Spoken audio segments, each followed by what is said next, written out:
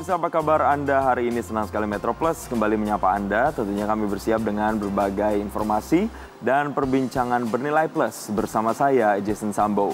Pemirsa, beberapa tahun belakangan ini, prestasi siswa-siswi madrasah di Indonesia, terutama di bidang robotik, menunjukkan prestasi yang cemerlang atau signifikan.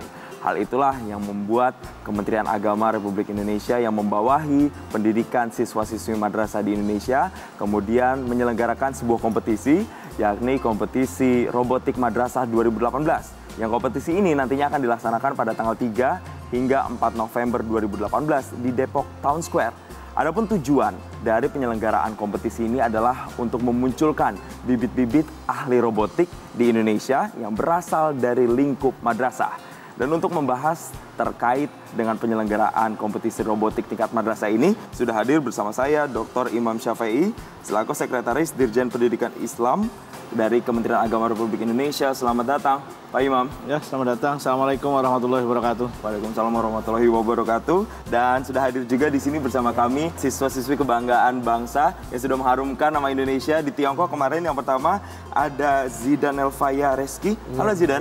Halo. Kabar baik ya Zidan? Baik. Dan di sebelahnya Zidan juga ada teman rekannya satu tim, ada Nabil Zidan Almunir. Halo Nabil. Halo.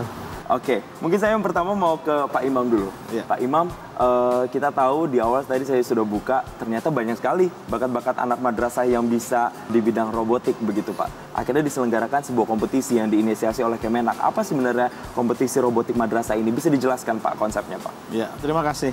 Pertama saya ucapkan selamat dulu kepada Dinda Nabil dan Zidan yang telah membawa nama harum Indonesia dari madrasah dalam ini dari madrasah Sanawiyah Negeri Pamulang ya.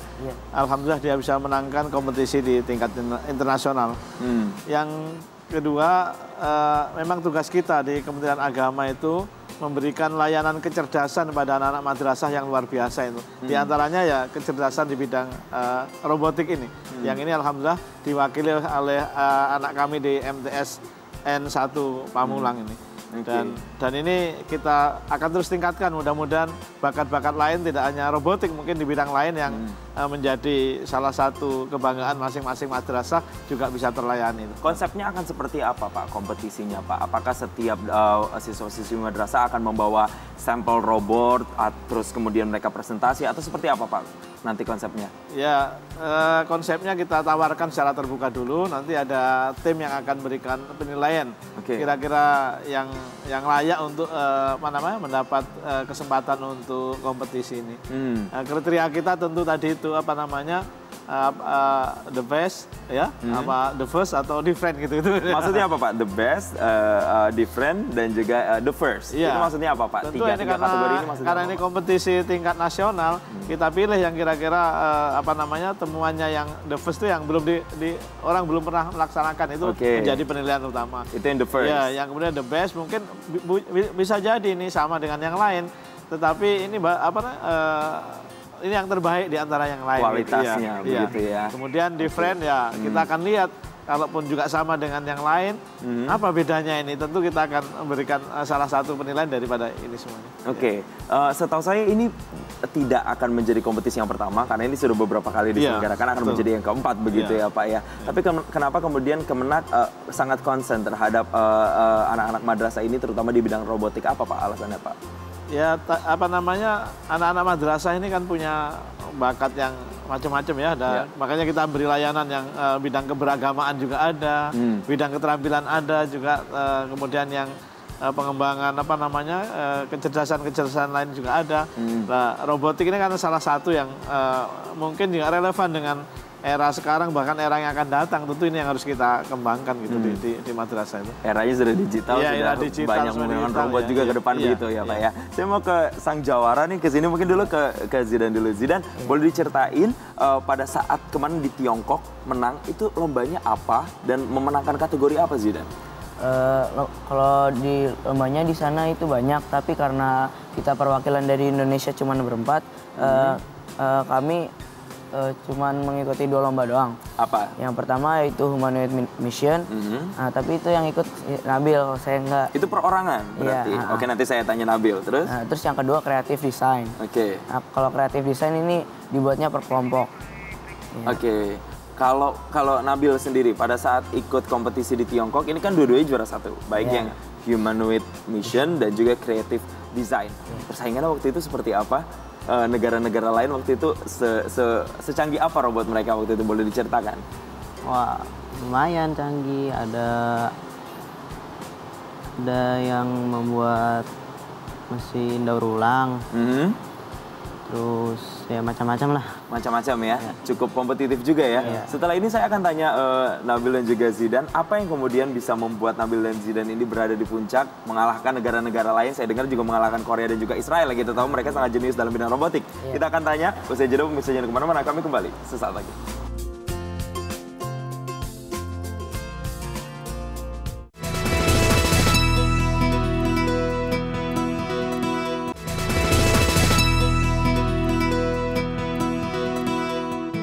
Didukung oleh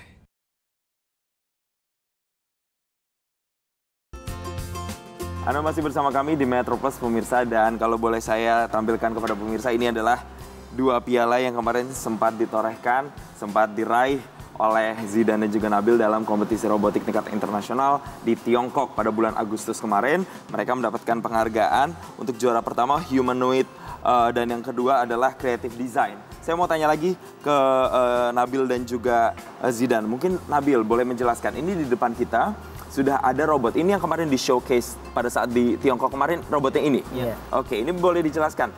Ini robotnya apa, cara kerjanya seperti apa? Mungkin Nabil deh, boleh jelaskan. Ya, di sini terdapat alat untuk mengatasi kekeringan. Oke. Ya, di sini terdapat kincir air, sensor air. Jadi ini ibarat sungai ya? Ya, Berarti pada saat sawah kering, dia bekerja seperti apa? ya di sini ya kincir air akan mengangkut air dari sungai air dari tersebut. sungai dan mengalirkan ke penampungan, langsung mengalir ke sawah. Oke. Coba boleh dipraktekin. Di sini ada sensor air. Oh. Jika sensor airnya kering, maka kincir air akan bergerak otomatis dan mengalir ke penampungan langsung ke sawah. Nah, dan jika sawah sudah tidak kering lagi, sensor air akan mendetek basah dan otomatis kincir air akan berhenti. Oke. Oh, berarti kalau misalnya sudah ada air, terkena sensor air, otomatis kincir airnya berhenti. Oke, jadi ini bisa membantu petani-petani yang mengalami kekeringan untuk kemudian sawahnya terus terairi begitu ya. Berikutnya ada apa lagi ini? Karena saya melihatnya tidak hanya satu, tapi ada 3 mungkin ya, 3 bagian. Nah, kalau yang kedua ini apa? Ini ya kayak orang-orangan ini. Nah, ini kayak orang sawah, berarti ya orang-orang sawah ya? Boleh dijelasin Nabil dan juga Zidan? Ini alat pengusir hama burung ya. Oke, coba seperti apa Nabil? apabila burung melewati sensor di sini, maka Orang-orangan sawahnya otomatis akan berputar dan berbunyi. Oh, oke. Berapa lama biasanya durasinya akan berputar dan berbunyi kalau misalnya ada yang lewat? Nah, kalau di sini 5 detik, tapi bisa ditambah-tambah lagi itunya, tergantung maunya berapa. Aplikasinya bisa bermacam-macam begitu ya. Ya, berarti ini kalau misalnya ada burung kemudian yang mengganggu ancaman-ancaman, ini bisa diusir begitu ya secara otomatis lewat sensor ini. Ultrasonic sensor. Oke. Ultrasonic. Ada apa lagi yang menarik dari robot ini? ya, di Yang sini ketiga itu penangkap tikus. Perangkap tikus? Iya. Oke, gimana Nabil? kerjanya adalah apabila terdapat objek yang mengenai sensor, maka otomatis perangkap akan menutupnya dan menangkapnya Akan berbunyi. Oh, jadi kalau misalnya ada tikus di sekitar sawah begitu, kemudian dia berkeliling di sekitar sensor itu, akan ditangkap begitu. Iya. Oke, nanti yang mengendalikan harus ada orang yang memencet atau seperti apa? Atau cukup dengan sensor saja? Ya harus ada orang yang memencetnya untuk mengembalikannya. Mengembalikan Seperti semula. Seperti apa coba? Kalau misalnya tikusnya sudah tangkap gitu. Ya di sini ada touch button.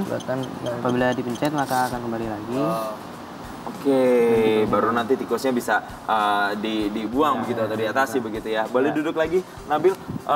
Tapi saya penasaran deh Zidan, pada saat ke Tiongkok ini ini kan robot-robot yang dibuat untuk sangat dekat sekali dengan pertanian begitu ya, untuk membantu para petani begitu. Kenapa kepikirannya robot-robot yang seperti ini? Ketika itu karena saya pas pulang kampung, saya melihat banyak pertanian yang kekeringan dan banyak kesulitan air. Jadi kami membuat ide memikirkan untuk petani tidak kesulitan lagi untuk mengatasi kekeringan begitu, untuk mengairi sawah para petani begitu ya. Luar biasa sekali Pak, ternyata ide-ide dari anak-anak madrasah ini sangat-sangat cemerlang begitu ya Pak ya. Ini juga yang menjadi ekspektasi pada saat nanti penyelenggaraan kompetisi begitu Pak. Akan muncul-muncul ide-ide aplikatif seperti ini atau seperti apa? Mudah-mudahan nanti lebih banyak lagi ide-ide yang ini. Ini kan contoh real ide yang dihubungkan dengan kepedulian sosial mereka ya. Di kampung halamannya ada kasus begini. Nah, termasuk nanti kan ada Indonesia yang wilayahnya luas macam-macam, ada beberapa kali bencana gempa. Makanya tahun ini ada temanya kan robot rescue. Ya, itu dalam rangka ini juga. Mudah-mudahan nanti banyak muncul ide-ide gagasan dari anak-anak didik kita terkait dengan pengembangan industri. Cuma ini yang dasar-dasar dulu ya. Dan nanti itu bisa membantu masyarakat kita, insya Allah begitu. Oke, jadi biar saya luruskan, robot rescue ini tema untuk tahun ini, ini diangkat dari permasalahan-permasalahan yang akan dihadapi, tantangan-tantangan di ke depan begitu, yang bisa membantu manusia begitu ya Pak, mengatasi permasalahan tersebut. Kurang lebih seperti itu Pak? Iya, saya kira seperti yang ini, yang muncul ini kan juga dari pengalaman mereka yang nemui petani dalam kondisi seperti itu, muncul peduli. Nah sekarang juga ada kasus bencana dan beberapa wilayah Indonesia juga rawan seperti itu. Saya kira ini juga gagasan cita-cita besar untuk membantu bangsa, inilah kira-kira yang muncul dari anak-anak ini. Oke, untuk menyelamatkan bangsa ke depan dan juga membantu manusia begitu ya Pak ya. Pak, tapi proses audisinya, penilaiannya, kategorinya boleh diceritakan seperti apa Pak?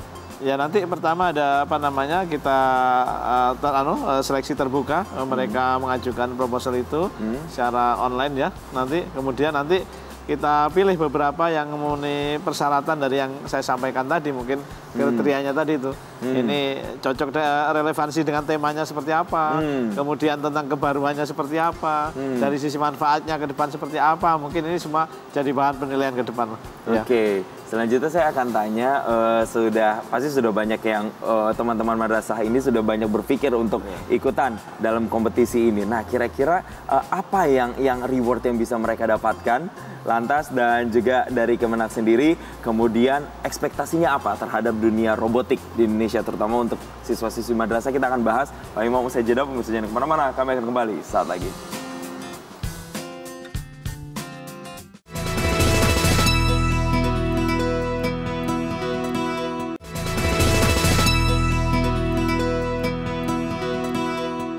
Didukung oleh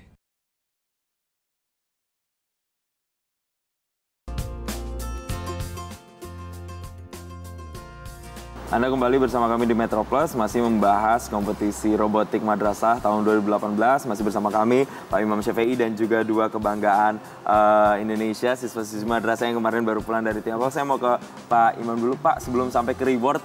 Tadi kan saya utang bertanya ya Pak ya, ada rewardnya pasti untuk para pemenang gitu. Tapi sebelum sampai ke sana, kalau kita lihat anak-anak ini luar biasa Pak, potensinya besar sekali. Berarti kurikulum di madrasah sudah ada Pak pelajaran terkait robotik, atau masuknya ke ekstrakurikuler mungkin, atau seperti apa sih Pak? Ya ini ada wadah untuk mereka di ekstrakurikuler ya, untuk robotik, dan peminatnya cukup besar, cukup banyak. Cuma karena keterbatasan, karena ini kan perlu alat, perlu apa dan sebagainya, ya tentu beberapa sekolah membatasi jumlahnya ini ya.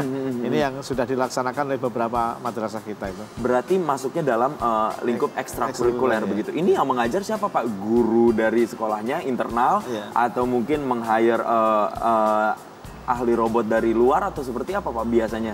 Ya ada guru-guru yang punya expert di bidang itu juga, tetapi juga kadang-kadang karena terkaitan dengan tema yang berubah macam-macam, kita kadang-kadang meng-hire dari expert dari luar juga.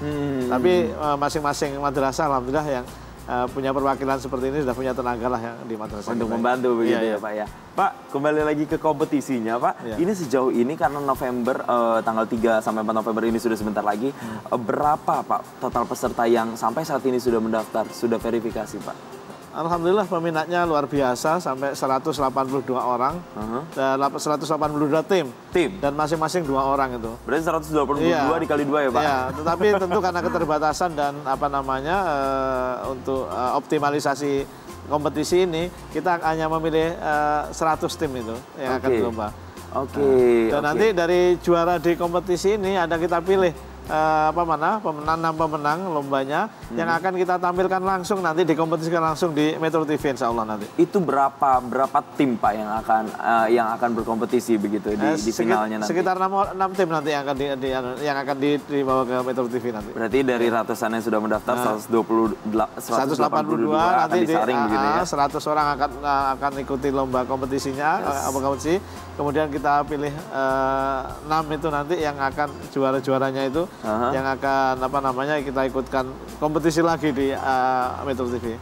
Dan yang menarik karena ini temanya robotic rescue, nanti ada hal-hal yang mungkin kita nggak bayangkan nanti ya, bisa bagaimana mengangkut korban, bagaimana bisa mendeteksi orang yang sudah meninggal atau tidak di hasil robot-robot yang akan menjadi temuan anak-anak di ini, mudah-mudahan nanti seperti itulah. Oke, ini rewardnya apa Pak untuk para ahli robot junior ini Pak, kalau kita bilang mereka usianya sangat-sangat muda, masih remaja begitu, apa reward yang akan mereka dapatkan? Alhamdulillah di Direktorat KSKK ya yang ngurusi madrasah ini sudah disediakan hadiah sejumlah uang ya.